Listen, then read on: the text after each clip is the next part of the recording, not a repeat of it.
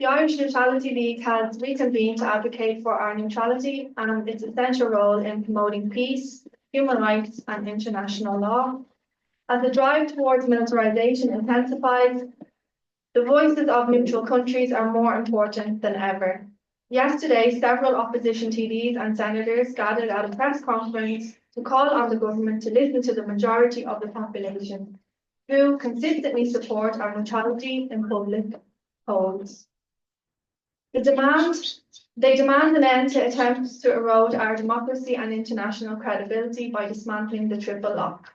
The government intends to introduce legislation to abolish the triple lock as part of the spring legislative programme. The triple lock is not just a policy, it was a solemn promise to the Irish people, ensuring that our military personnel would not be deployed abroad without UN approval. This commitment was crucial for securing public support for deeper EU integration and has strengthened our nation's pride in contributing to UN peacekeeping and global disarmament. However, it's clear that the government is not listening to the public, as demonstrated by their blocking of a recent motion for a plebiscite on the triple lock. Opposition members are determined to give the people a voice against the push towards a war and militarism, promoting Ireland's neutrality as a force for peace and international law. If we allow the triple lock to be dismantled, we risk losing not only our neutrality but also our moral compass. This framework ensures that any decision to deploy Irish troops is contingent upon UN mandate, government approval and public support. As we navigate these challenging times, let us unite to protect our neutrality and the triple lock. Together, we can ensure that Ireland remains a beacon of peace, democracy and human rights, free from the entanglements of foreign wars. Thank you, and I would now like to introduce our first guest speaker for the evening, Zach. Thank you very much. Zach is a resident of Balbriggan and a valued member of the Balbriggan Palestine Solidarity Group. Thank you very much. Do I speak first? Go first? Yeah. So I'm going to do it in an informal manner. So when we were advertising for the speech, and I handed one of these to a gentleman in Balbriggan, and he asked me, so, apparently not Irish, where are you from, and why do you care about this? This is the Irish triple lock. I care for the following. Do we want our tax money that we pay to the government to be used to build hospitals and schools for our children, our grandchildren, or do we want that money to be used to buy weapons, helicopters, guns, so that one day we might use them against foreign nations? So that's the question. For me, it's simple. I want that money to be used to build schools and hospitals and roads. And then is the argument: what if we get invaded? This is what if we get attacked. We need to defend ourselves. We live in a world where things are changing. Who is going to invade? Something like the Russians or the Chinese, or something really helpless. The question is, how many times in the last 2,000 years Russia invaded Ireland or China invaded Ireland? The answer is zero. Building military equipment is no protection. The key to protection is neutrality. Ireland is a small country. All my respect, it's small in terms of size, the population, the economy, and all that, and has a history of being on the oppressed side. Ireland has never been and never will never be a superpower, a military colonialist. It's just not feasible. So the best protection for us is really to keep the triple lock and keep the neutrality in place. Buying weapons is no protection. The so-called hypothetical threats, Russians or the Chinese, these are nuclear superpowers. Buying a bunch of helicopters, guns, and even submarines from the Americans or the French or the British, you have no protection. So the best way is to stay neutral. In other words, even if you don't buy into the argument that war is bad and colonialism is bad and imperialism, even if you don't buy into that argument, from a pure practical and strategic perspective for Ireland, the best thing to do is to stay neutral and stay away from imperialist wars. So removing the triple lock, in my opinion, is basically opening the door for Ireland to be really bullied by other countries. French, could be the French, could be the Germans, could be, whoever you have these military alliances with. They're gonna push you into their conflicts. So these are imperialist, colonialist countries, and they start wars to topple regimes, extract resources. Could be oil, could be timber in Niger, could be anything. And you will find yourself in these alliances, and you'll be obliged to go into these wars. We remember that conversation, that humiliating meeting between Zelensky and Trump. That could be the Irish Taoiseach being bullied by somebody else, not necessarily an American president, could be a French president, could be a German government. But that's the place, that's the risk. The whole concept of we have to protect ourselves, we have to build military weapons, it doesn't make any sense whatsoever. And let's be clear, the triple lock, the way I see it, is not having no defense for Ireland, for the borders, for the fight against crime, for intrusions and all that. That's not it. The triple lock is about sending troops overseas. And what the government is trying to do is to remove that layer of protection so that the government will be, if they want to send troops to, could be Niger, could be anywhere, at the simple demand from whoever they are in a military alliance with. So building military equipments and that is of no help in this. Now there's the other argument. We live in a changing world, America is so unpredictable with Trump, so we have to go to our friends, the French and the Europeans, the good guys, the liberal guys, the Democrats. And we have to build these alliances, to protect ourselves because we cannot rely on the US anymore. Well, there's no difference between Trump and France and Germany and the UK. No, Trump is just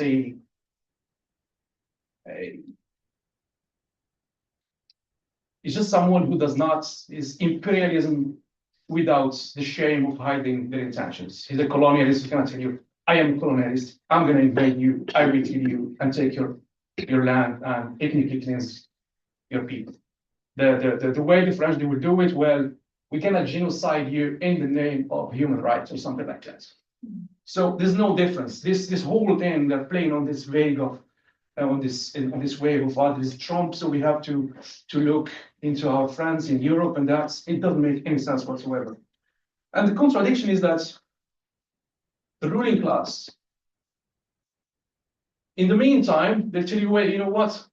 We have to be on the side of imperialism because we should not annoy Trump so much so that American corporations start pulling money out of Ireland and Ireland will become poor again. So that's another kind of propaganda that you'll find out there, which doesn't make any sense whatsoever.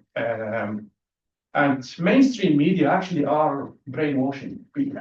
Talk to my neighbor, a retired person in his 80s. Oh my God, tariffs. Like, how are you going to be affected by tariffs? Well, inflation. We have to be on the right side of Trump.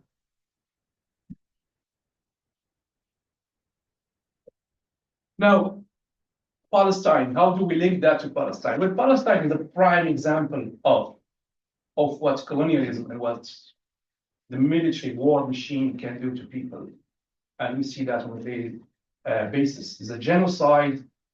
Israel is nothing else than an entity that serves the interests of military powers in the region. They have they exercise apartheid within their borders. They exercise apartheid and ethnic cleansing outside their borders. So it's just like a place where we can learn a lot. And so that's to say that going into alliances like of France, Germany, our European friends or US is of no help. These military superpowers will always go try to extract resources from somewhere and they will drag us into us. So it's a choice we should make. Do we want to build a country where we invest our money for our children and grandchildren, or do we want to militarize and send our kids so that they kill others or they get killed? Thank you, Zach.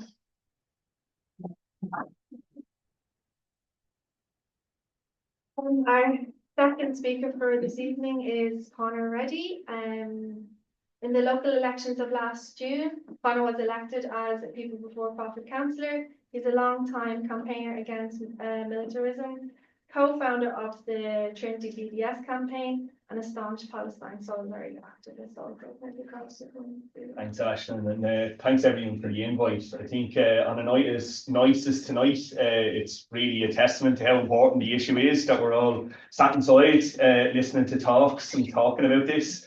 And in a lot of ways, like it's been really terrifying how fast this assault on neutrality has come. They haven't wasted a minute.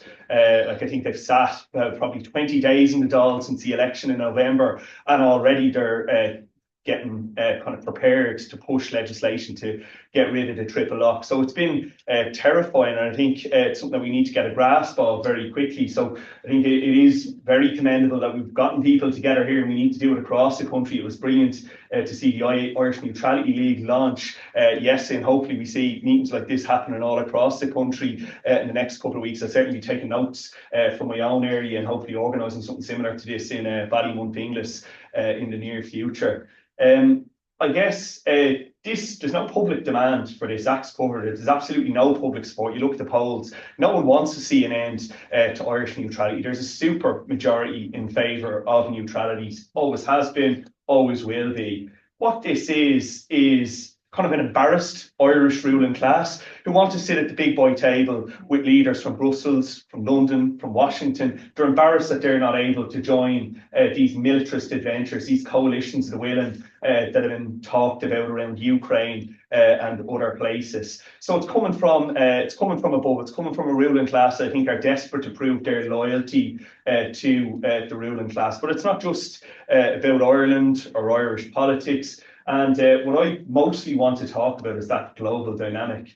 I think the world's a very scary place at the minute. Like we look at what's happening across the Atlantic with Trump, we look at what's happening in Palestine, we look at what's happening in Africa at the moment. There's actually more wars ongoing around the world at the minute than there have ever been at any one time since the end of the Second World War. So a really scary climate out there at the minute. And it's not just this push to war. We kind of have a poly crisis. So poly crisis, big kind of fancy word, but like there's multiple different intersecting catastrophes that are barreling down the road in front of us. We've got a climate catastrophe, kind of biodiversity collapse that's happening at an unprecedented rate. If you pay attention to these kinds of things, you look at global markets and growth of particularly Western economies, they're stagnating in the post-war period. Like most years, you'd see a healthy economy grow by more than 3% every year. Now all the biggest economies in the West struggle to make that 3%.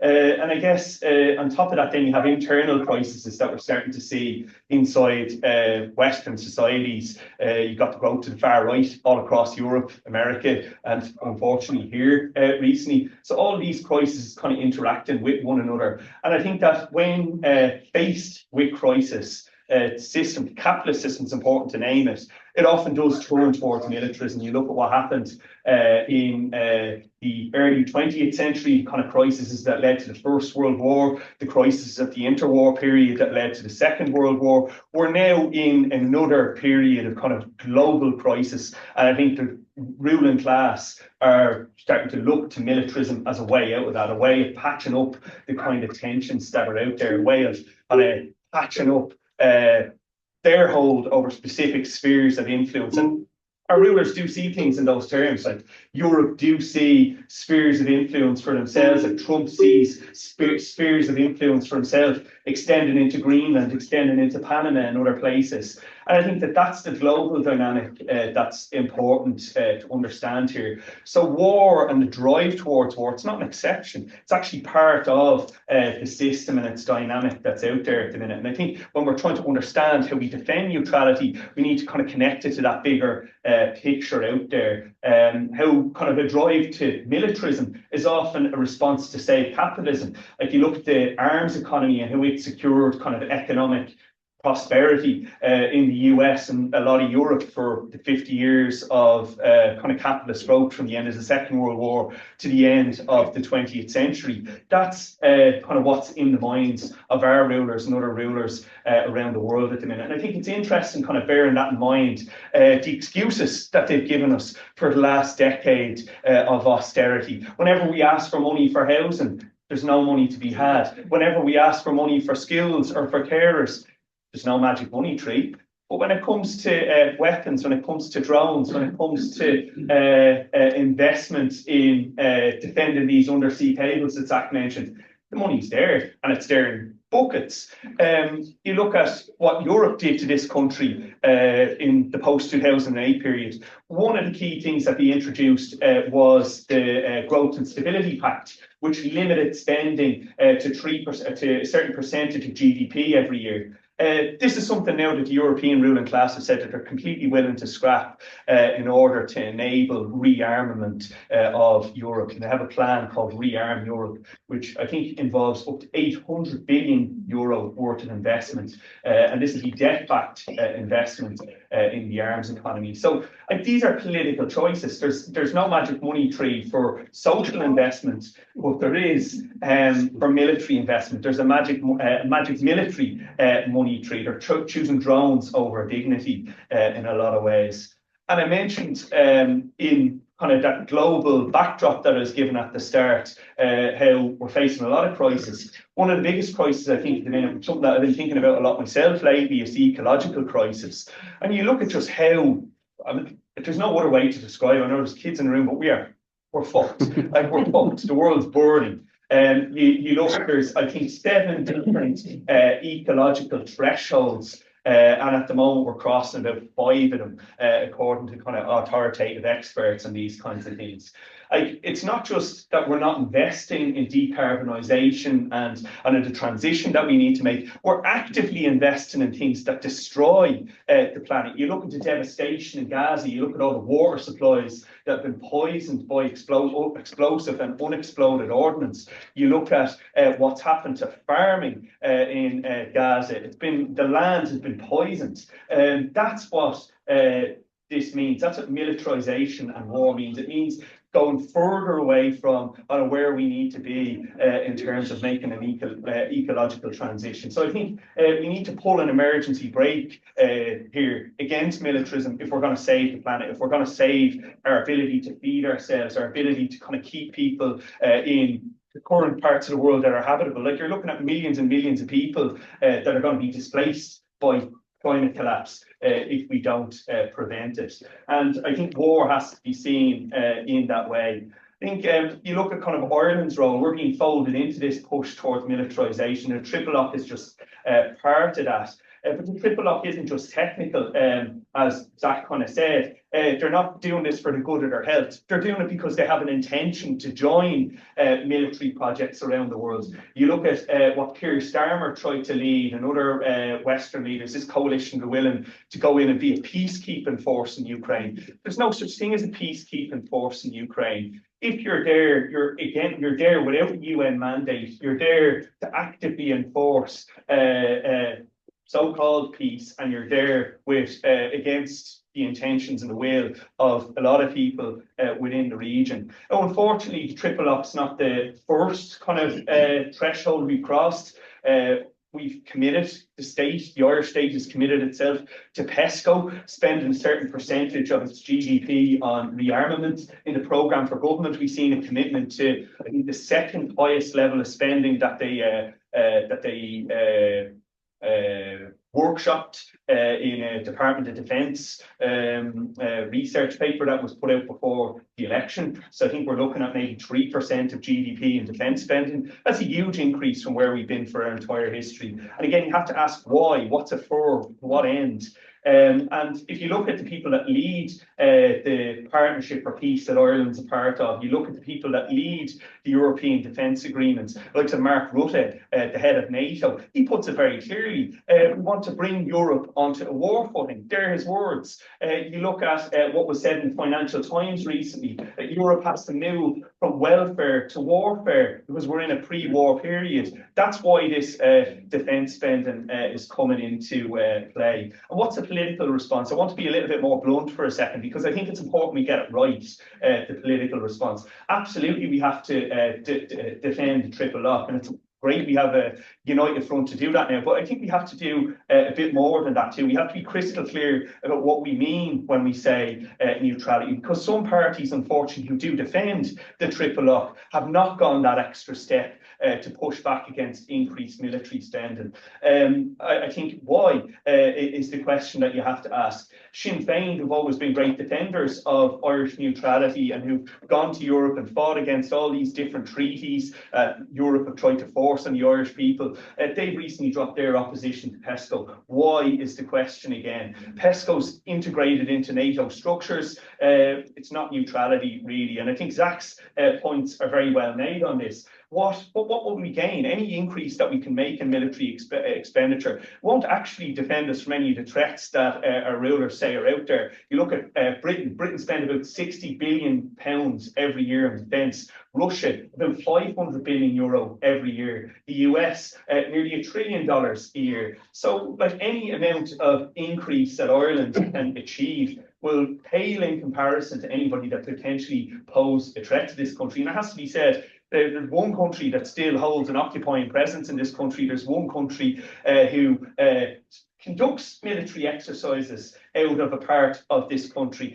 Like we talk about Shannon, but there's also a presence in an airport in the north that's crucial to maintain and supplies to the genocide in Palestine. So I think any threat to Irish neutrality spends quite a lot more than we could ever hope to. So you have to ask why any party in its defence and neutrality really committing to an increase in defence expenditure. I think we need to be a bit more strong on what we say about neutrality. What kind of neutrality are we talking about? Well, I think we need to go back to the kind of origins of the arguments around Irish neutrality. It has to be a principled position, a position that is non-aligned, genuinely non-aligned, that is politically principled in its defence against a kind of oppression that we might see around the world. So being very definite in what we say in Palestine, that we're for sanctions, that we're for an end to trade, that's our place in the world. Our place in the world is guaranteeing peace and security through kind of principled positions like that. So neutrality is not about sitting on the fence. It's about standing against every empire, wherever it is, whether it's Beijing, whether it's Brussels, whether it's Moscow or London. And I think just to kind of close, and I know Sarah will say a lot more on this, we kind of need to, in the movement that we're building, focus on kind of where that spending isn't going. This is a class question as well. Every euro spent on war is a euro spent not addressing the housing crisis. War is paid for in hospital queues, it's paid for in housing waiting lists, it's paid for in children who don't have school places every September. So this movement has to start in communities like this, and it has to focus on those questions. It has to be very principled all along the way, not just a triple up, but on military expenditure as well. Thanks very much.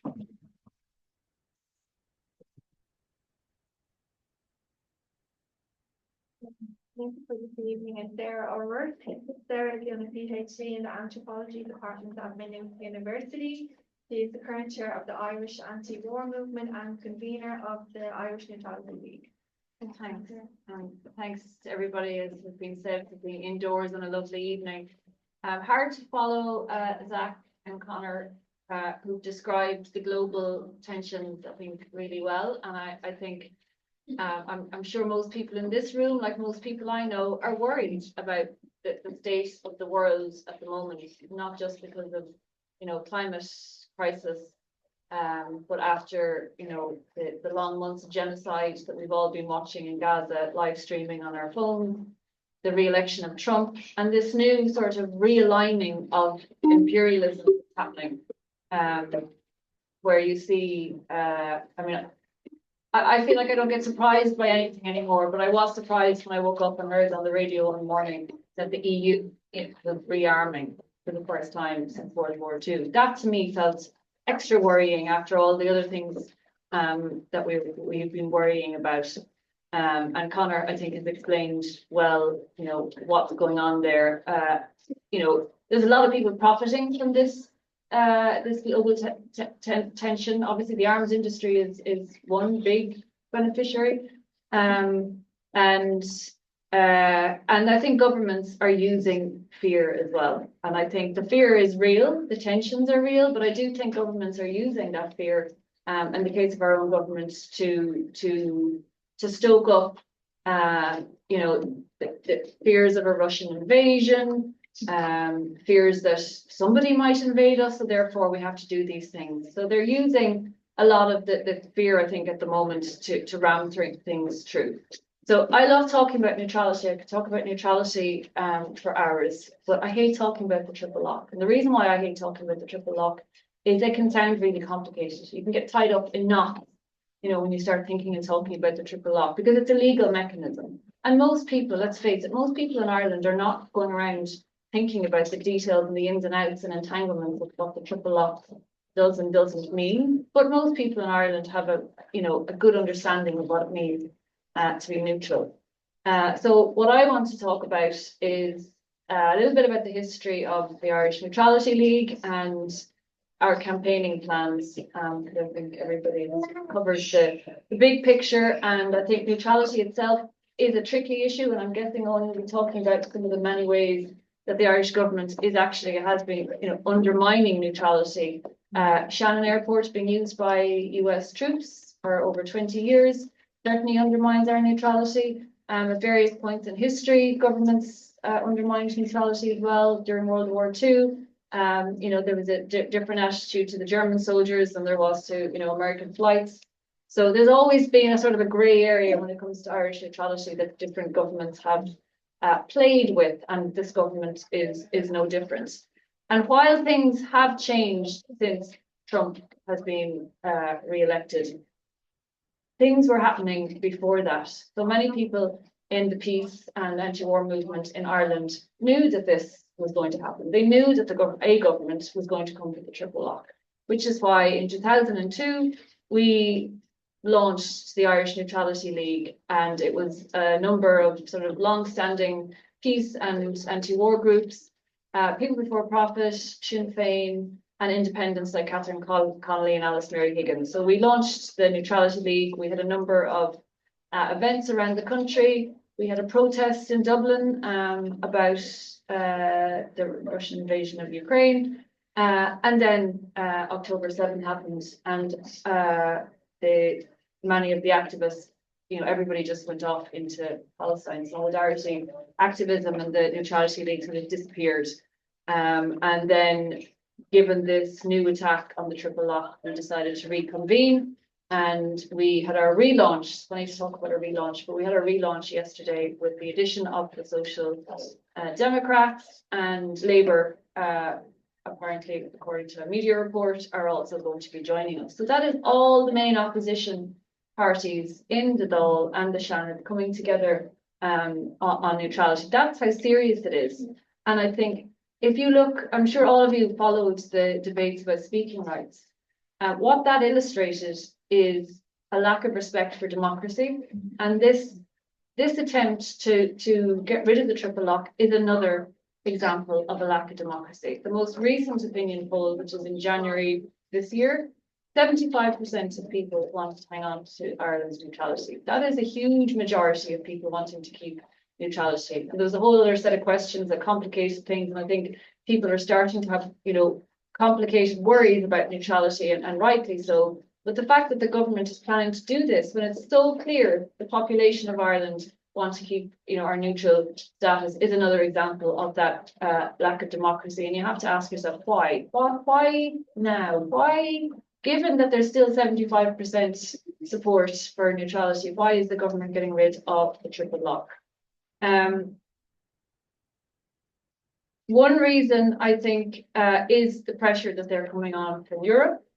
And if you look at the history of the triple lock, so in 2001, we had the Nice referendum, and we voted no in the first Nice referendum, as people know, because there were concerns about Ireland's future involvement in an EU army, as it was described at the time.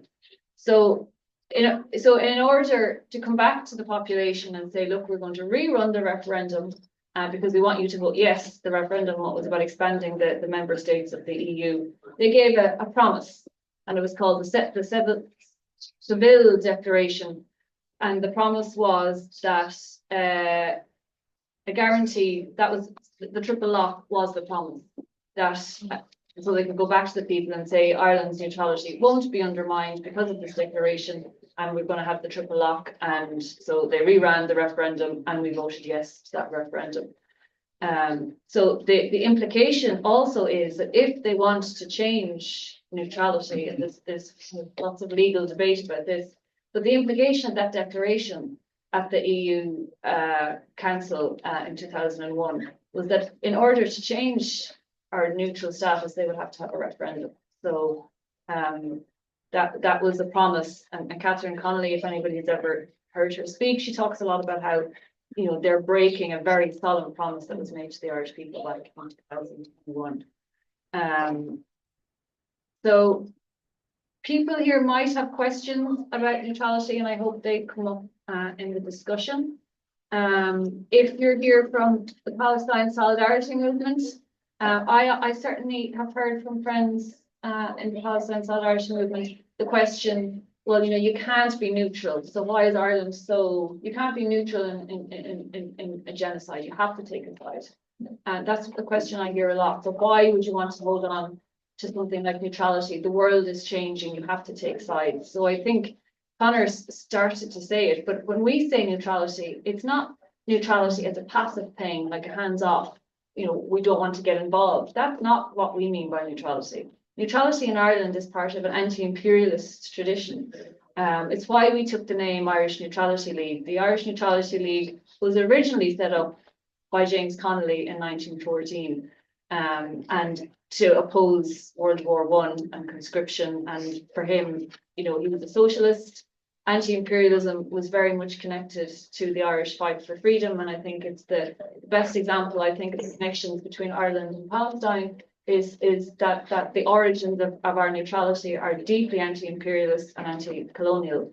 And some of the best people from the 1916 Rising, like Connolly and Kacem, they were committed anti-imperialists. And someone like Kacem, particularly, I mean, he came to the cause of Irish freedom because he'd been in the Congo and because he'd been in the Amazon, and he'd seen what colonialism was doing to people in those places, and he came back converted and joined the cause of Irish freedom. So I think it's important to say that's the tradition that we're standing in, not a tradition of doing nothing, but a tradition of we don't take sides with imperialists, which is not the same as not taking a side when it comes to standing with other oppressed people. Lost my train of thought there. Oh yes.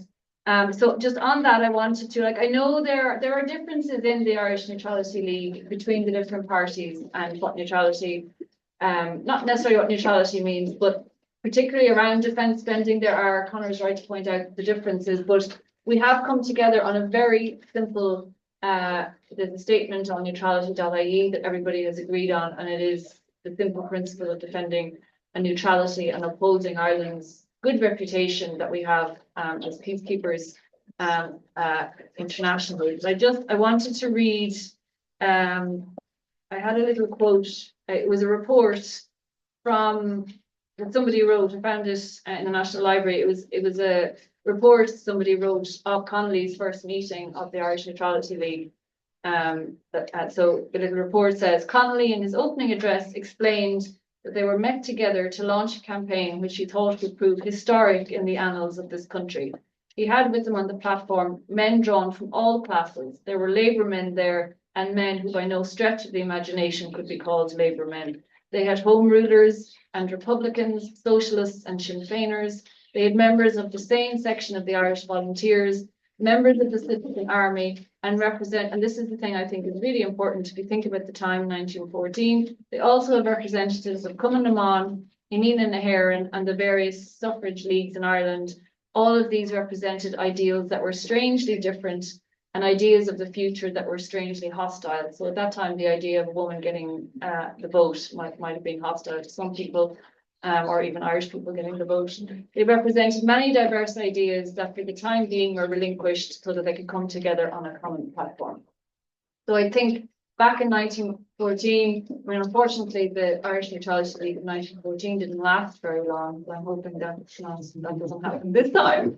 But it was a really broad cross-section of Irish society at the time, and we're hoping this initiative can be something similar. So that's just the history, because I think it's important that people know that that's what we mean, a really active neutrality that's asserting peace on the world stage, and all the arguments, the worries that the government is feeding into by this attack on the triple lock. Some of the things they say. So that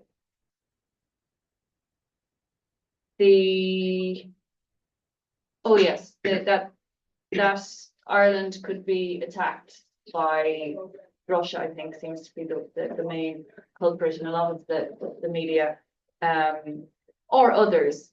So I think, Zach, you said it very well. I mean, if you just logically think about it, to use that argument that we might be attacked by Russia, therefore we should invest in defence, it makes no sense.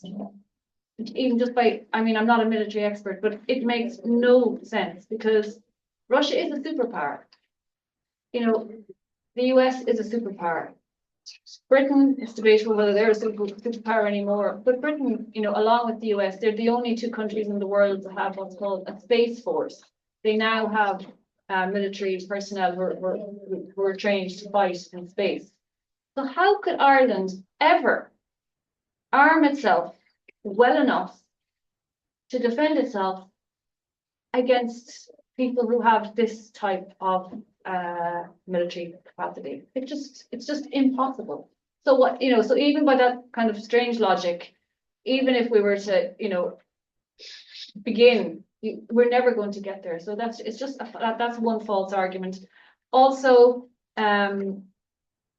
if we stay neutral, we're less likely. It's another common sense approach, I think. If we stay neutral, there's less of a reason to attack us. If we get rid of the triple lock, if Irish troops are no longer just involved in peacekeeping and go into NATO-led operations in Ukraine, for example, or as you said, in Niger, anywhere, then we become a target because we are fighting on a side that is at war with somebody else. So our greatest safety, if we want to go down that road, is to stay neutral.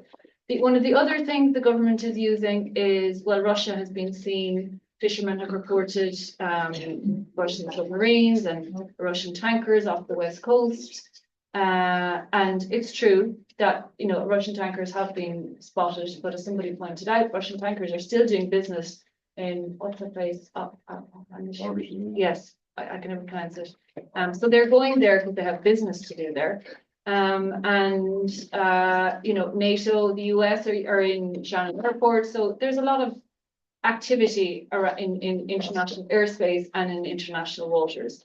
But I think the key thing for me about the undersea cables is that they don't belong to the Irish state, these undersea cables that we're constantly being told we should be worried about. They're the cables of private tech companies.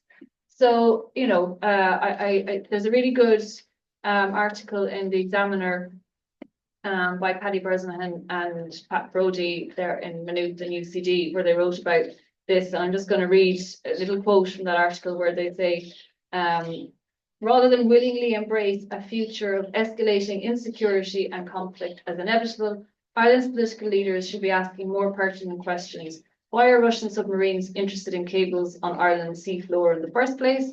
What is Ireland's economic dependence on US tech exposing us to? And with US tech companies providing cloud partnerships for Israel's AI targeting systems in Gaza, is complicity in genocide a moral cost we are willing to pay for economic dependency?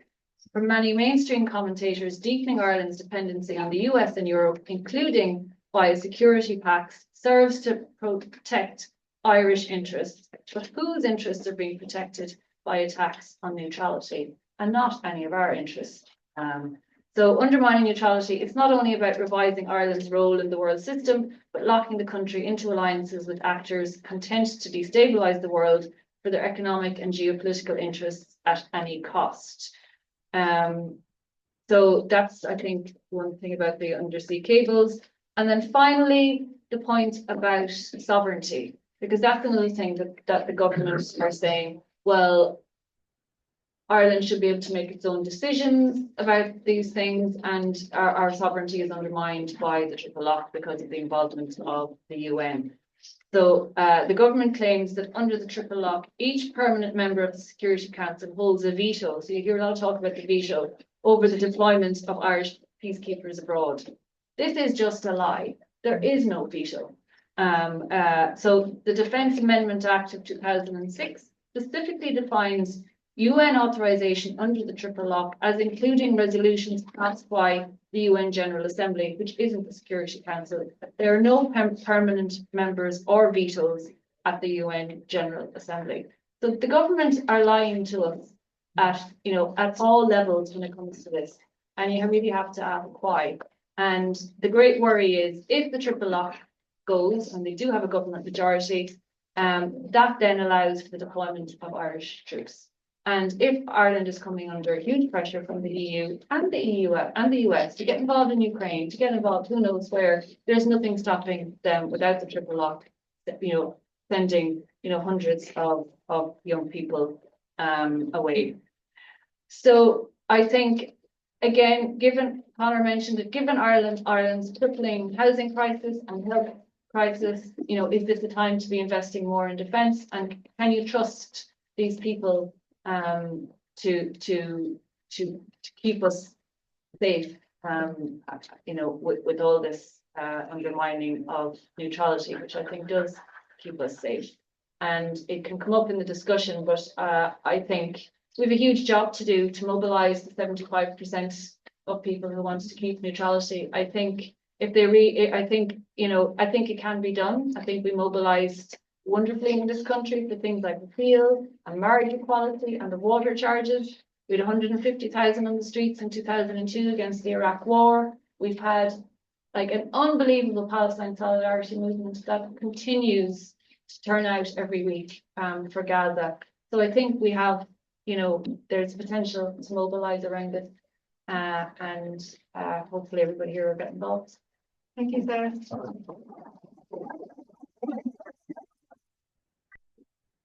Last but not least is Eoghan MacNeill. Eoghan is a journalist with The Ditch. The Ditch has become renowned for its investigative work in recent years. Its reporting has forced the resignation of several government ministers and has created a journalistic example that puts pretty much all mainstream media to shame, really. So thanks for coming on. Thanks very much for having me. Look, to understate it, so much of the public debate and discourse about Irish neutrality and the Triple Lock is dishonest and disingenuous. As Sarah said, this idea, look, if I were Simon Harris or Micheál Martin, it's a good line. I'd probably use that line about it being Putin's veto, even though to consider it in those terms, which is founded on lies, it's also Starmer's veto, right? It's also Macron's veto. So the people driving this debate, it's never presented in the terms for what it really is, and that is further integration into US-led structures, into EU structures, into NATO structures, further prostration in front of empire. Because look, to be glib about it, you know, is there a suggestion that we could remove the triple lock and then, you know, if the People's Liberation Army went into Taiwan, that we would send Irish troops there, you know? That's just not what it's about at all. And over the last, call it maybe a year and a half, 2 years, at the ditch, we've been reporting on how the state has chipped away and undermined at Irish neutrality. And we do so not only because on a very, very obvious basic level that, you know, war is bad and militarizing your economy is bad. At the ditch, we also see that there is a profound connection between the moves that the Irish state are making towards these imperialist structures and domestic politics. So, as Conor touched on, this has been going on at an EU level for the last number of years. This decision of transnational financial capital to sort of focus its efforts on arms as an asset class, as a means to inject some life into the European economy. And our ruling class is now looking to play that role on behalf of the Irish ruling class as well. And you can see, as Conor also touched on, but the urgency with which they have sought to remove the triple lock and also to move us closer towards imperialist groupings and organizations, while you know, having built up this huge budget surplus over multiple budgets, we can't spend it, right? You know, we can't spend it. You know, if you look at you can go onto Google, right? And if you search "won't last forever" and put it into quotation marks and then put budget next to it, it's amazing to see how the Irish mainstream media every year, it's always like, we've got this huge budget, but it won't last forever, it won't last forever. Which kind of begs the question, if nothing else, well then, why are we doing this, right? Why are we frustrating ourselves? Why are we you know, building this surplus to not do anything with it, right? And also, as Conor touched on, you know, thing that drives me mad whenever these debates come up is that there is a NATO member occupying this country, and that continued occupation has a continuing profound effect on our domestic politics, right? And it means, you know, things like, look, at the ditch, people who don't like us, right, will joke about, oh, the ditch has a story up about a councillor who didn't pay his library fine, or whatever, okay. And we do like doing those stories because we like doing stories about the people and parties who have carved up this free state over the course of the last 100 years. And we do see that connection then between that, you know, that imagined county councillor in Mullingar or someone who hasn't paid his library fines, and say, for example, the Irish state's continuing, you know, tacit permission that it gives to Lufthansa, to FedEx, to El Al, to all these major airlines to carry weaponry through Irish territory on its way to Israel, to have it carry out its genocide. And we can see this because it's a piece in the Irish Times today, Conor Gallagher, not the worst, you know, he had a piece about, it was a Russian spy tanker that was observed off the coast of Ireland, and, you know, big long introduction and lots of colour about how this tanker is involved in espionage and all these, written in that kind of breathless tone that a lot of this NatSec reporting is. you get, quite far down it, and it says it wasn't in Irish sovereign waters. It hadn't broken any maritime laws, right? Nevertheless, stories like these, they drive a lot of the national conversation, which is led by an inherently reactionary and inherently conservative mainstream media and our ruling class politicians, where, last year or whatever, we have been reporting on, this is Irish territory, this is weaponry through Irish territory. It is also illegal. My own personal politics would, very much be far or hard left. However, you don't really have to be a radical to look at these continuing ongoing weapons fights. Honestly, it's quite a liberal issue, actually, and it's asking for respect for the rule of law, which supposedly in a liberal democracy, that should be, an absolutely fundamental cornerstone of our democracy, whatever else you want to call it, But we can see that with these flights, which can only be considered as sort of a passive drift, as Michael D. Higgins would say, a passive drift towards international power rather than justice. Our ruling class politicians, they're okay with that, right? I mean, it was quite some time ago, Breed Smith stood up in the Dáil and she was questioning Micheál Martin about whether Irish airspace had been used for the carriage of weaponry to Israel. Micheál Martin, he was incensed, as he is wont to become, and the way he spoke to Breed and the way he went after, the way he kind of, absolutely unequivocally said, no, this isn't happening, right? It was about half a year later, less, I think, when we said, oh no, it actually is.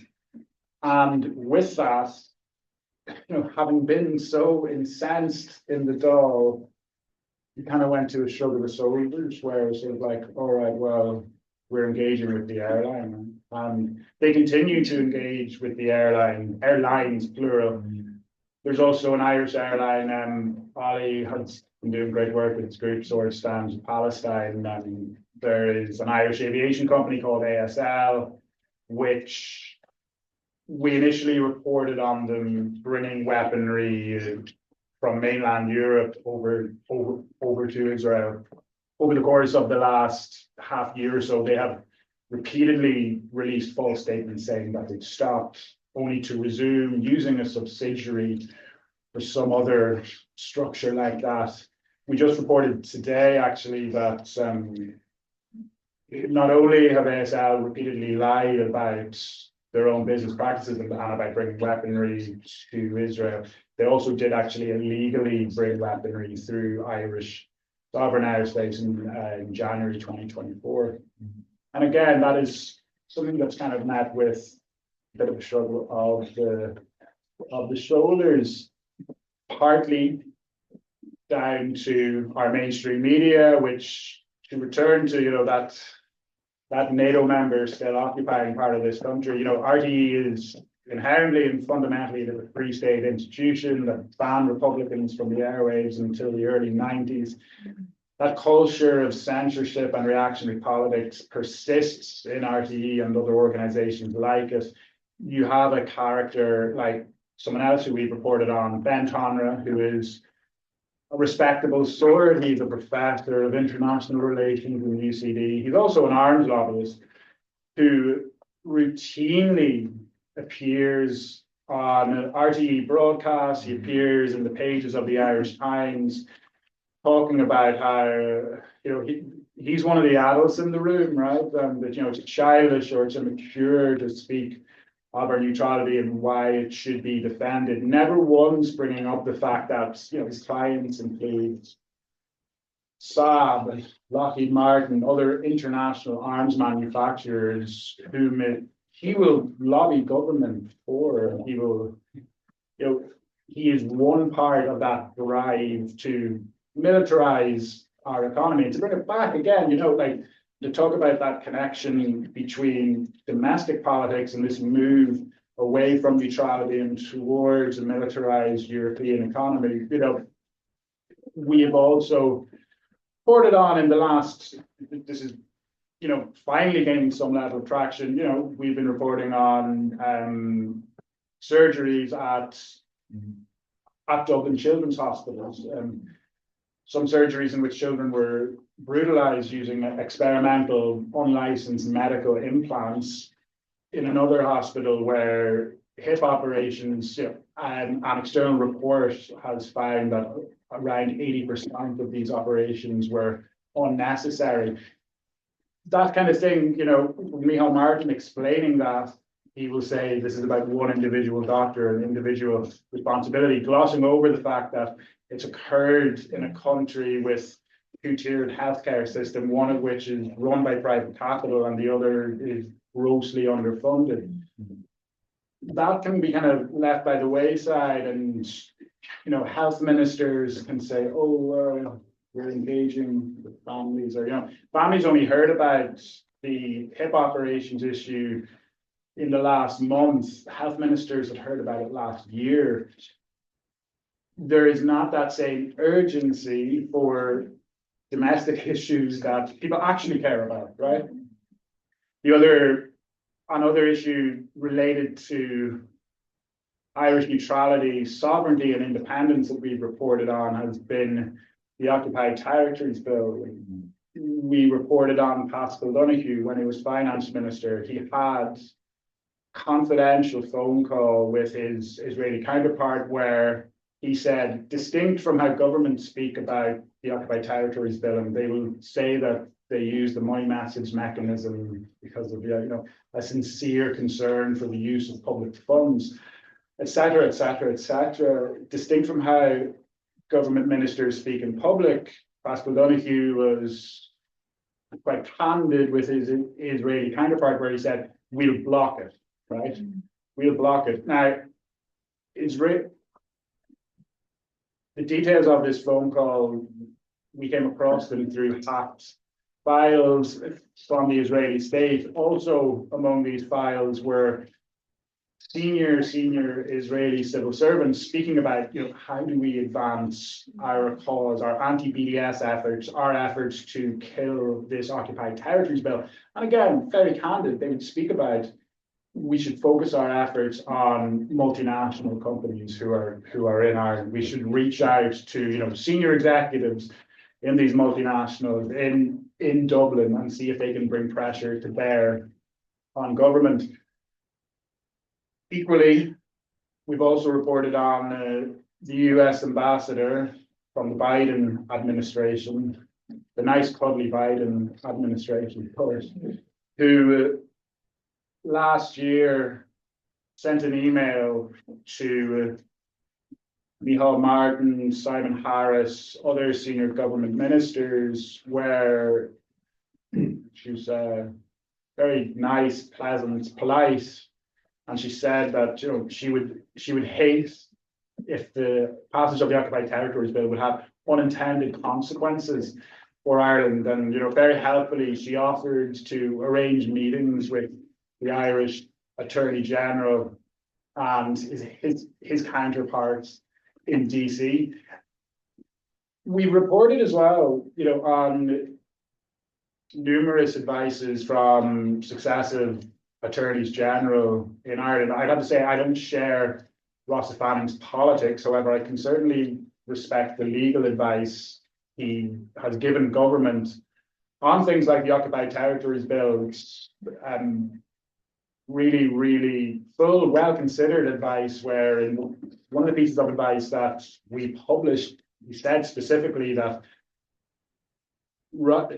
choosing to rewrite the whole bill rather than just amend it would be a quote-unquote political choice. It's a political choice that government has certainly taken, and they don't have the decency to actually speak about publicly. We can see, similar to the flights issue, where figures in Transport Minister Darragh O'Brien's department have given off-record quotes to the Irish Times where they've said, oh, we were looking at legislation that would maybe allow us to inspect these weapons flights, but we're not going to do it because we might piss off the US. And they won't put their names to these quotes. Equally, I'd say there was Conor Gallagher again.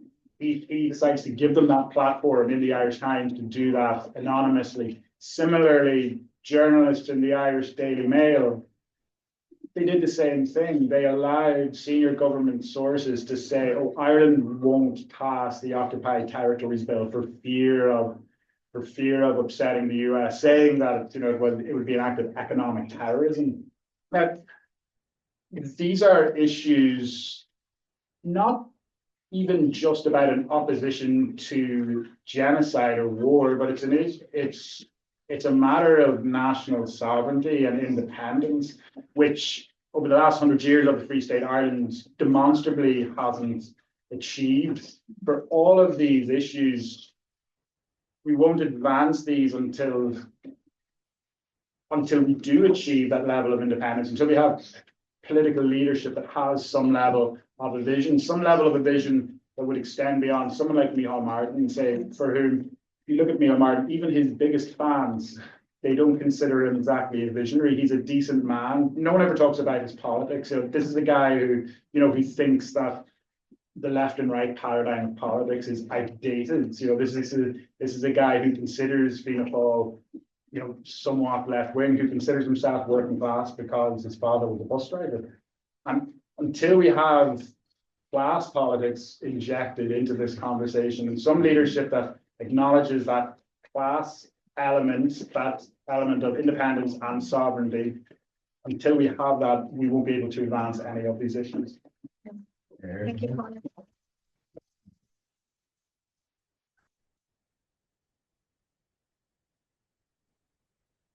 Before we end, I would just like to extend our gratitude to our esteemed speakers and invite you all to ask any questions.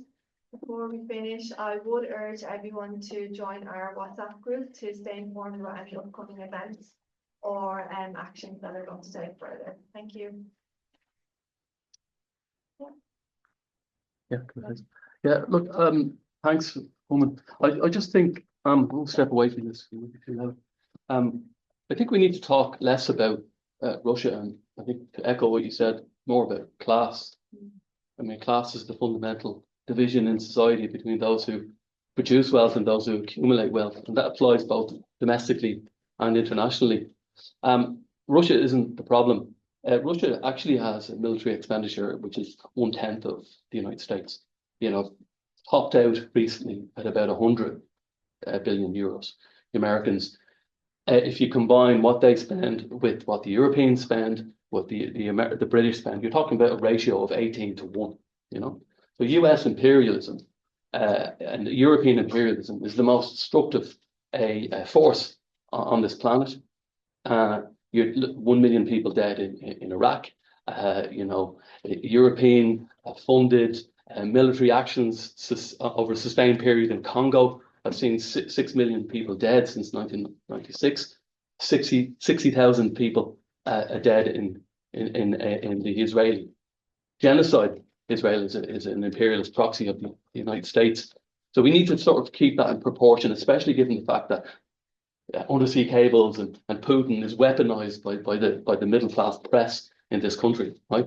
So I think that's something that we really need to sort of speak less about Russia and more about who are the most destructive force in the world at this moment. So when we're talking about that, we're talking about imperialism. And imperialism, of course, is class warfare on tour.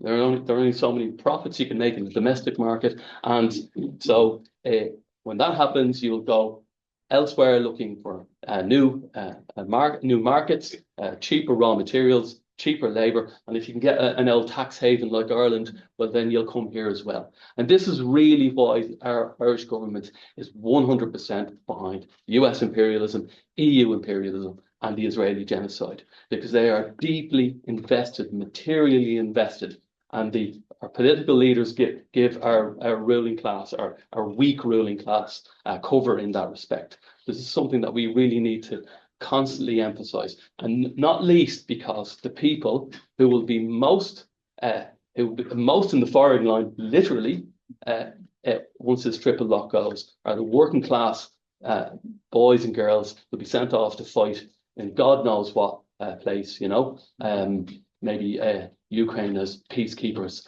or Mozambique to defend the interests of French petroleum capital. So, as I say, we need to talk less about Russia and talk about the real enemy, and the real enemy is at home, and it's our ruling class, our political leaders, and US and Western imperialism. And let's not forget, of course, I think it's a mistake to downplay the UK. They're no longer a military empire, but since World War II, UK imperialism has transferred itself into global financial markets. So, and our IFSC is an integral part of that banking system, which draws wealth from the global south, ruins people's lives throughout the world, and it's the same here as it is overseas. Capitalism is bad for working class people, and it serves the interests of the wealthy, and our political leaders serve those that wealthy layer of society, a very small number of people. Yeah, thanks.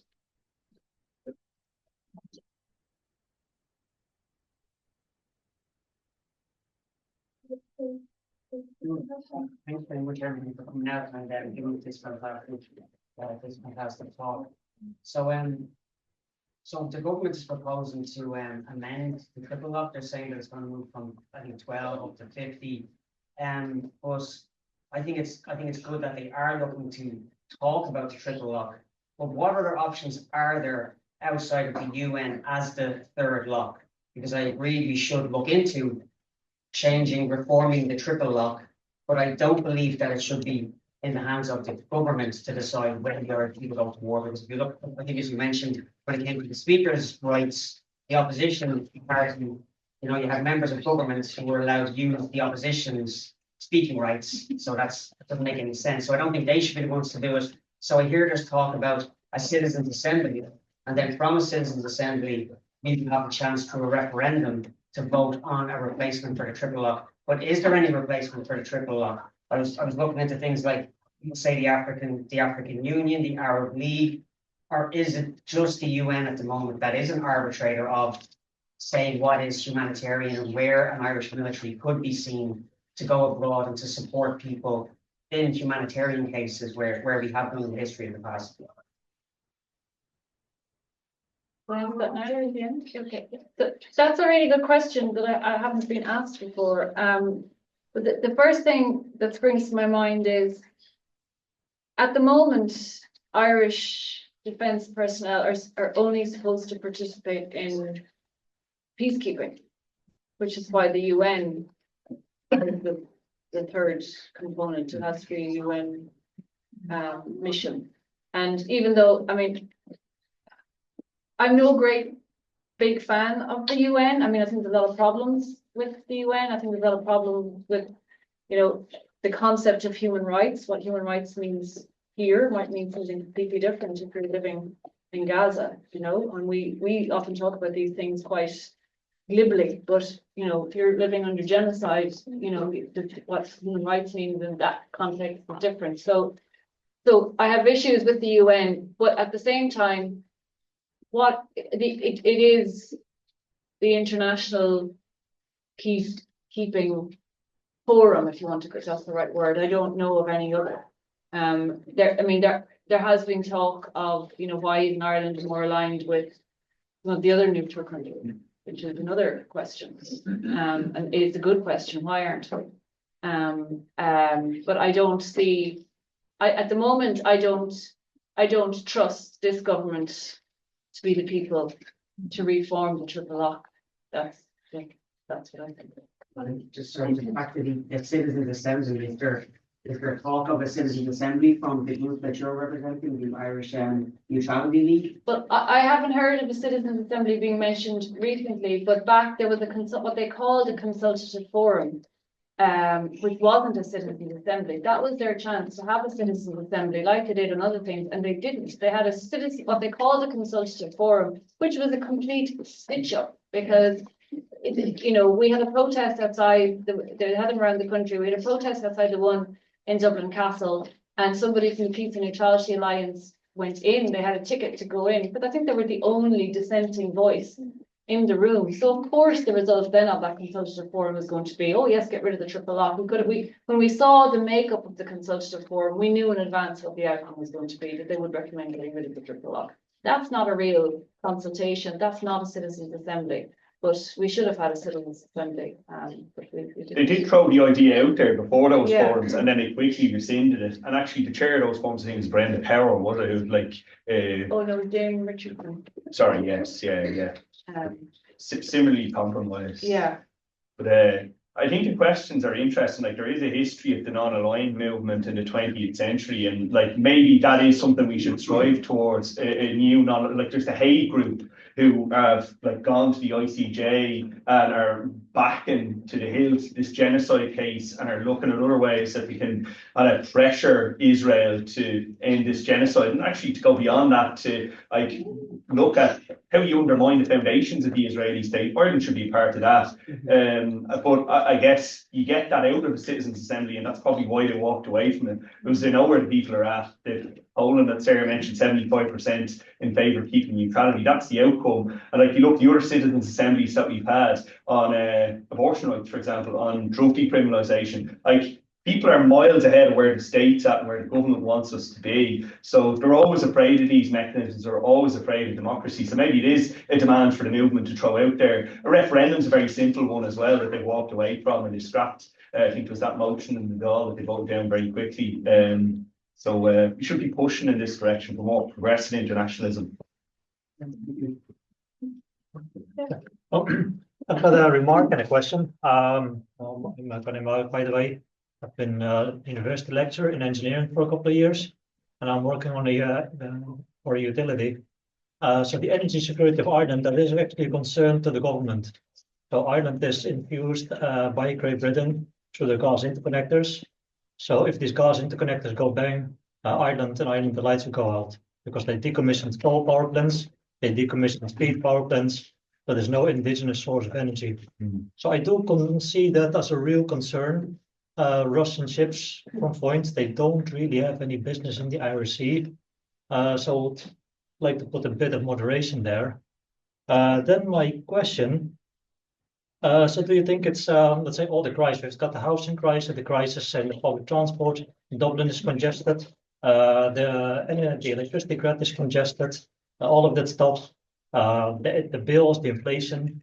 Do you think it's by incapacitated leaders that draws us into this crisis? Or do you think it's a design by a certain agenda brought out by entities like NATO, UN, European Commission? I never voted for Ursula von der Leyen. Who is she to speak on behalf of me? The World Economic Forum, the Bilderberg Conference, like all of these people. And sometimes you see Mark Rutte, when he was still Prime Minister in the Netherlands, he was talking about the World Economic Forum, like, oh no, that's the red threads of the society are set out there. And a day later, no, sorry, I have to correct my words, it's a source of inspiration. So I think all of these forums, they're watered down, and I think we underestimate the powers they have, not necessarily to our benefits. And you see that these leaders, if they make a mess, they promote it away. Mark Rutte killed the referendum in the Netherlands, left the country in disarray, and is now promoted to the Secretary General of the Netherlands. So do you think it's incapacitated leaders, or do you think it's agenda? I guess very quickly, I think it's agenda.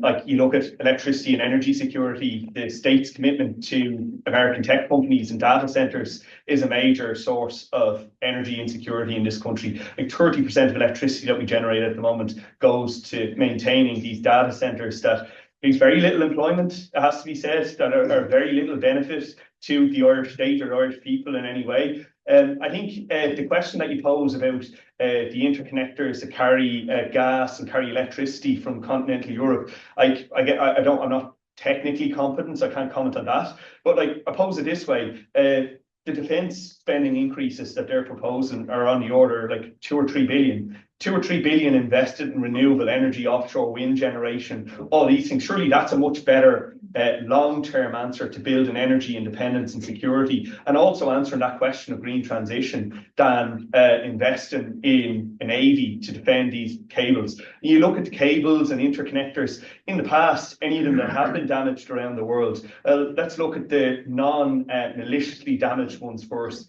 You have fishing vessels, ships, even marine animals that can do damage to these things. Are we saying that we need a navy to protect against that? Are we saying that that can provide us energy security? Absolutely not.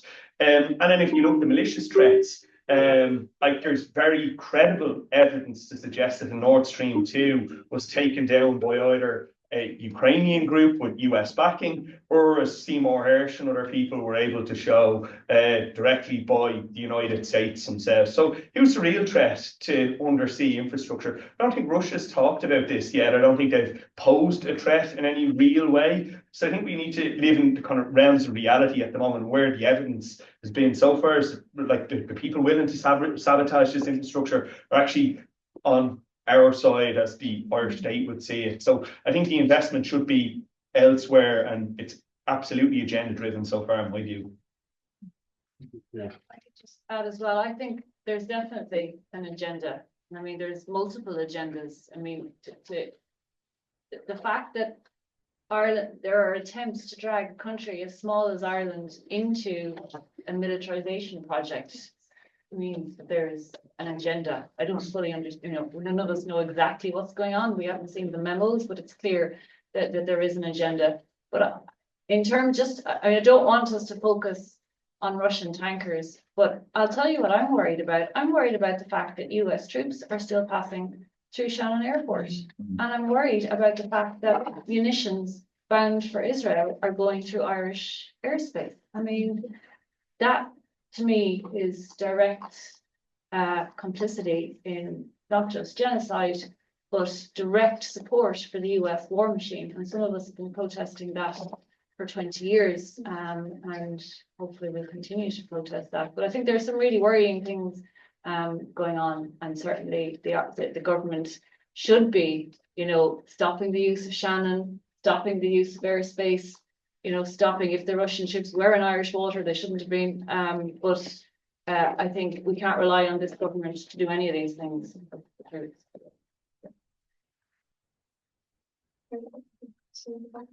Just actually, Conor made a point, but just a point I was going to make before that was that about 5 or 6 years ago, the wives of Defence Force personnel were picking some of the accommodation places that our Defence Force, army, which were meant to stay in. They were subhuman. The conditions that they were meant to avoid, they were subhuman. They were, rat-infested places in army barracks. The pay that they were getting was even, in the terms of the areas, it was below the minimum wage. And a lot of people were leaving the Defence Forces because you couldn't stay and survive on the wages that were there. And that was one of the reasons why the three arms were so. They hadn't got the military personnel they needed, either in the Navy or the Army or so on. And I didn't see any of the Defence Force experts that you see constantly in RT now. I didn't see them part of the RT demand more funding for the pay and conditions of ordinary Defence Force personnel. You weren't around there. There wasn't any great discussion about funds to be found for that. In fact, the government went out of the way, didn't they, representative rights to the soldiers in the likes of PD4 and so on and so forth. So I take it with a pinch of salt all the scaremongering that these guys are willing to do now. I have to say I find something quite funny though. I mean, I find the Russian spy ship kind of stuff funny. But I find today there's a story about North Korea. Apparently are here hacking into our big tech. They've got to defend against North Korea. Before we were told we had to defend against the cyber attack in HSE. I'm not quite sure how a fighter jet's going to defend against cyber attack. But it does echo some of the stuff that in a serious level, it does echo some of the crazy stories that were circulated around the time of the Iraq War. That they're 45 minutes away from a mass strike, that they met weapons of mass destruction. They build this stuff on lies. It's all lies. It's all lies to generate fear. But I don't think actually a lot of Irish people are buying into that, I really don't think they're buying into it.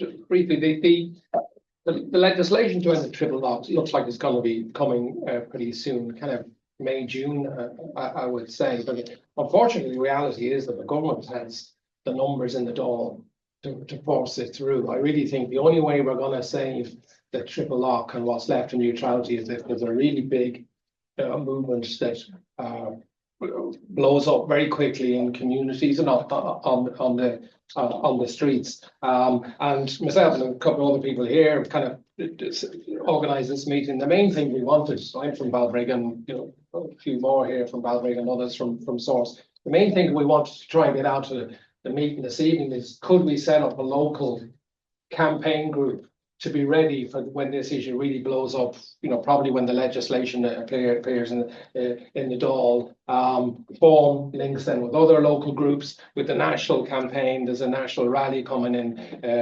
on the 10th of May to be kind of ready for all that. So for those that have come along who are interested in getting involved, just to say that Mary had a signing sheet there. If you haven't signed already, please do, because the main thing we want is to be able to set up a WhatsApp group is the first thing we'll do, just so we can keep in touch, keep talking to each other, be ready to kind of, up the mobilization when this, does get into a really the crucial phase when it's happening in the Dáil. So just, don't leave without giving us your contact details so we can keep in touch and be ready to move on it. Yeah, thanks.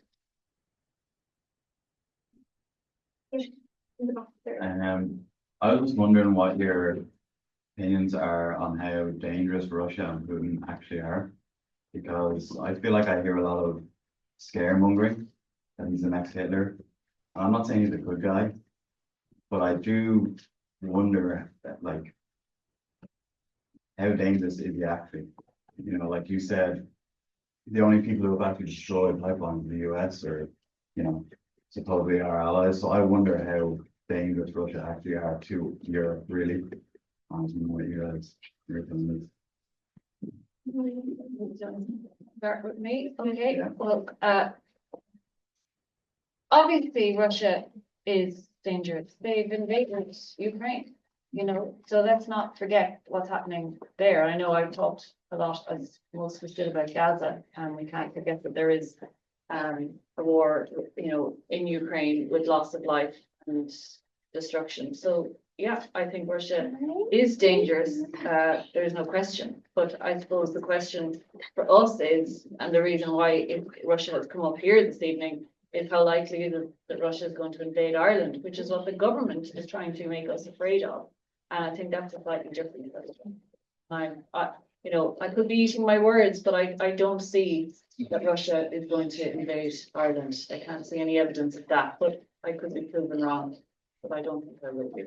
I think I might just add to that, like, Russia would be a lot more dangerous if we antagonise Russia by joining a military alliance, by getting more involved in European military projects that are aiming at antagonisation of Russia. I completely condemn the invasion of Ukraine, and like, Putin is an imperialist. He's a gross imperialist, and I hope to see him toppled someday. But I think, like, you don't pour fuel on a fire. The answer to Putin is not to arm Europe and build up military capacity on Russia's borders. The answer is to try steer things in the direction of negotiations, and probably to undermine them in other ways. Like there were at the very start of the war. I'm not sure at the moment. You can't really tell what's happening internally in Russia. There's very poor kind of international media coverage, but there was internal resistance to the war effort.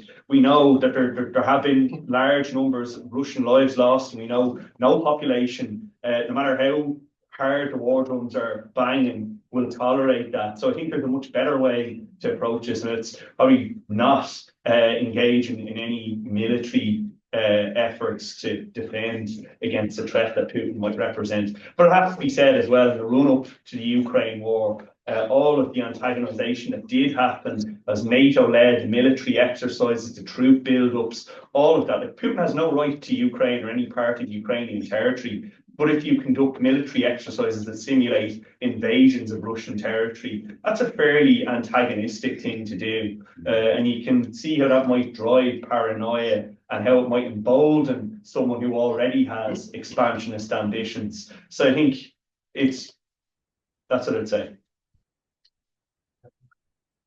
No, I actually don't agree with this view that Russia has expansionist ambitions towards Europe and whatnot. I don't think, yes, in absolute terms, Putin is probably an imperialist, but does he constitute a threat to us in Ireland? Absolutely not. Russia has a vast territory. It's a regional power.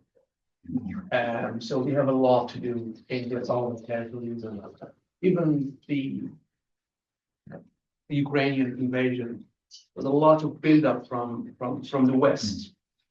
For more than a decade, Russia was saying, don't expand NATO further to the east.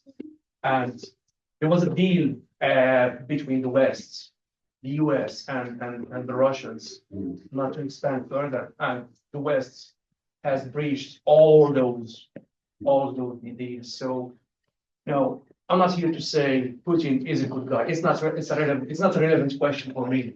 This is the West tends to, when they want to engage in wars, they designate this guy, you are a dictator, you are bad, you're bad, so we're gonna have to go and topple your regime and build democracy. We've seen that in Iraq, we've seen that in Afghanistan, we are seeing it daily now. We can stream on our phone genocide, people being beheaded live now, we can do it.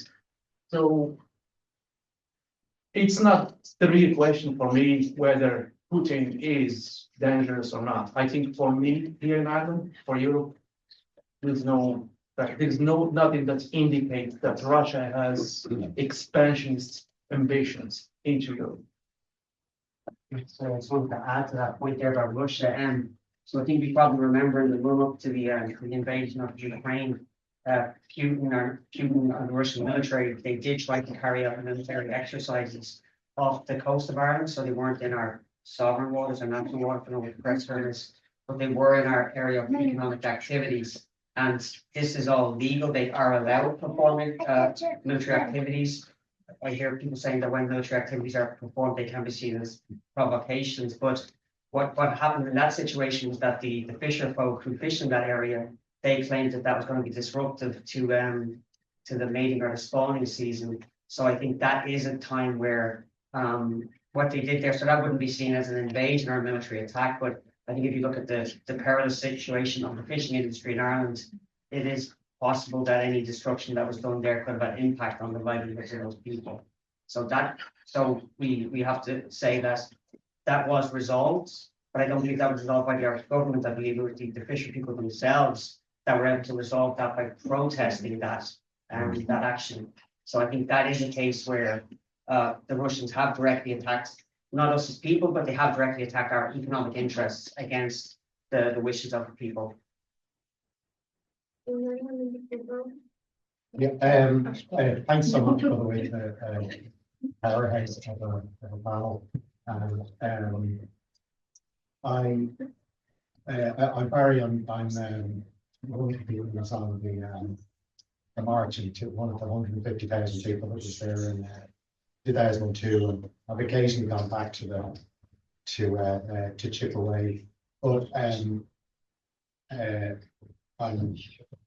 very middle class from day one, and there was always a kind of a concern, all this stuff is happening, I wonder what we should do, and a lot of kind of hand-wringing, just believe for politicians that they would have the answers and to rule the law, and gradually for me that's eroded, and all of that is,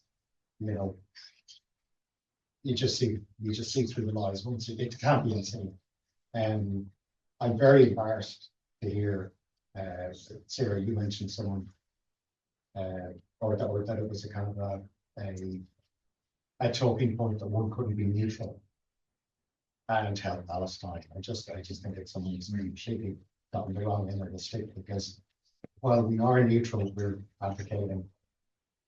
And then that also got me thinking that there is this agenda that we're currently very useless at advocating.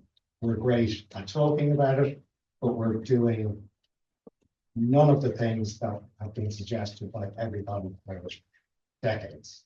And you know, OTB and arms trafficking and all the rest. But we aren't in that. So I'm wondering if there is that agenda is to be useless, and then say, well, the obstacle is clearly we're here, and we need to ditch this.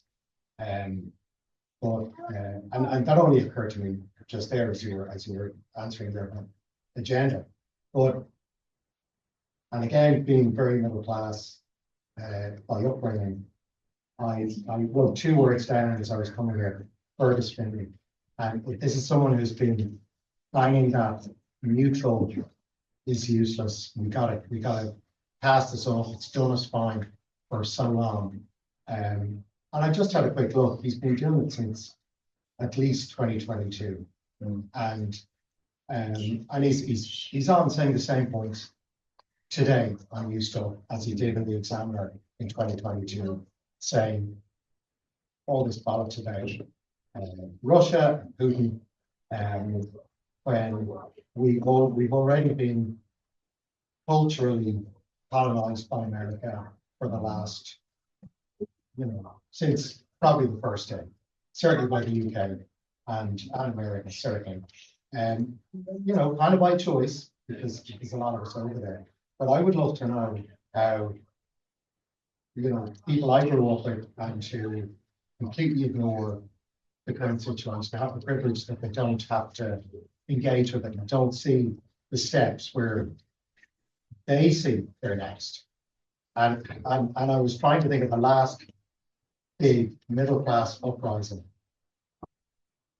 All I can think of is super cream sausages. It's the last one that middle class people got so incensed about. And I would love to find an equivalent, whether it's being able to play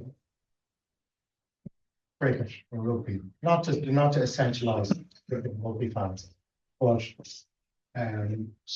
anything at all that would just get all of that silent hand-wringing people that I grew up with, I went to school with, and partly went to college with, so angry that they actually do come out with Des and myself and join it. And I'll be continuing racking my brains probably about 2 o'clock in the morning. So yeah, that's kind of my question: is what gets middle class people in the area? Well, it's a hypothetical. I'm not very expert at that. Well, I'm not either, but I am going to say something just because of the anti-war movement, and just to say what I am is that I'm a fisherman's daughter, so I whatever that puts me. So I know the story about I know some of the fishermen who were, you know, protesting against the Russian ship, and there was more going on there than met the eye. But anyway, so I remember I first got involved, it was the first big campaign I got involved in was the anti-war movement in 2002. And there were anti-war groups all over the country. They were in small villages in Kerry, and they were in very middle class Dundee. And if you want to, the first one of the co-founders of the Irish anti-war movement was Richard Boyd Barrett from Dundee. And what he managed to do was unite people from across the spectrum around the issue of the war in Iraq. And that's not the last time that happened. People mobilized around repeal, people mobilized around marriage equality. And the magic bullet answer is, how are we going to mobilize anybody on this issue? I think is the question for me, because time is short. As Des said, this could be done and dusted by the end of June. It could happen so quickly that the population could be left totally like what just happened. Because I think a lot of people, and it's the reason why we launched this Neutrality League, it's the reason why I think we're here this evening, is how are we going to get the message out there that it's this urgent? So I think obviously using all the platforms like the Ditch and social media, because mainstream media aren't going to get the message out there for us, and meetings like this. And there needs to be many more meetings like this. And all of you should leave this meeting, hopefully, and tell somebody about this meeting and tell people, I keep forgetting, the 10th of May, we're trying to have a big rally in the city centre in Dublin at 2 o'clock on Saturday afternoon. Again, there are issues with lots of the political parties. I don't reflect my own views, but our speakers will be Mary Lou McDonald, you know, Social Democrats, Paul Murphy, People Before Profit, Alison Higgins, possibly the Labour Party now that they've indicated they might come on board. So it's an attempt to try and get the middle of the road out. And I think we're going to have to think about the different arguments that might, you know, appeal to people. So working class people have the most to lose because, you know, investment in defence and militarisation means less money for social housing, which is already a disaster, and, you know, waiting lists, which are already a disaster, and all of these things. And let's face it, if there's an EU army, who's going to be going off into an EU army? And so there's so many different arguments that we have to get out there. So it's a big job, no doubt about it, but I'm still hopeful we can do it. Yes, I would agree. And also to add on to the Russia topic, does the threat not come from within? As JD Van said, the threat comes from within. So is Putin dangerous, or is he made dangerous? When Putin started in Russia as a president, he was remarkably Western. He was looking for a connection to the West, trading agreements. He was part of the World Economic Forum Young Global Leaders.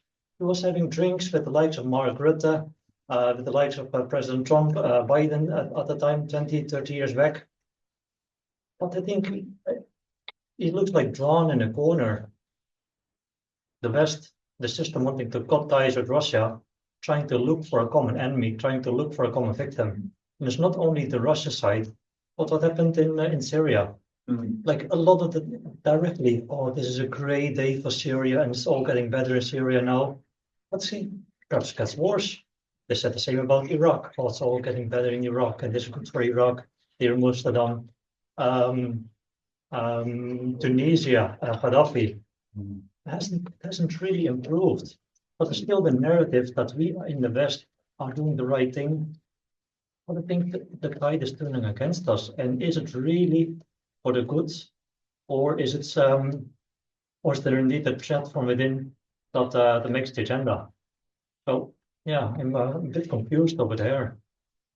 And then suddenly for all the war, there are arguments for climate change. If your engine has one piston too much, then oh yeah, it's a gas guzzling engine. You should shame yourself. If you go on holidays or if you take a few flights too much, you are the bad guy. But for all this missiles and the bullets and the drones and the destruction of citizen countries, where is the argument of climate change if that's really important? Yeah. Biodiversity loss, restoration of all these countries. Yeah, it's some very contradicting signals in the media, in people's narratives. For many people, it's not on their radar. And I used to work in a university, and everybody was pro-Biden. Everybody was pro-supporting Ukraine against the common enemy, Russia. I was very surprised that people took side that quickly. There was a lot of hammering by RTE and the BBC over World War II. You know, you have to hate the Russians. You have to hate the Russians. The Russians are the enemy. Just that you mentioned RTE is very interesting, and it's a really interesting contrast.